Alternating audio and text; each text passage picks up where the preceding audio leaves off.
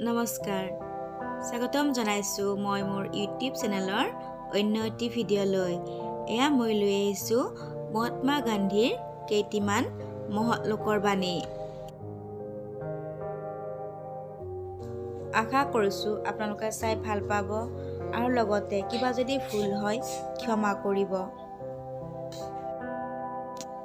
দুৰ্বলসকলে কেতিয়াও ক্ষমা কৰিব নোৱাৰে।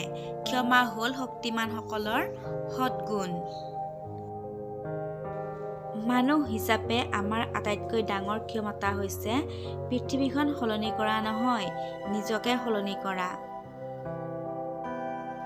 ধৰ্ম সত্য আৰু অহিংসাৰ ওপৰত আধাৰিত। সত্য মোৰ ভগৱান আৰু অহিংসা হৈছে তাক অৰ্জন কৰাৰ সাধন। অহিংসা কেৱল ঋষিমুনিৰ বাবেই নহয়, ই সৰ্বসাধাৰণৰ বাবেও। অহিংসা মানৱীয় ধৰ্ম আৰু হিংসা হৈছে পশুৰ ধৰ্ম। মৰিবা কিন্তু নামাৰিবা। নিজে অভদ্ৰ বুলি পৰিচয় নিদিয়ালৈকে তুমি সকলোকে ভদ্ৰ বুলি ভাবিবা। তুমি কি কৰিছা সেইটো তাৎপৰ্যপূৰ্ণ কথা নহয়, কিন্তু তুমি যে কিবা কৰিছা সেইটোহে আটাইতকৈ গুৰুত্বপূৰ্ণ কথা।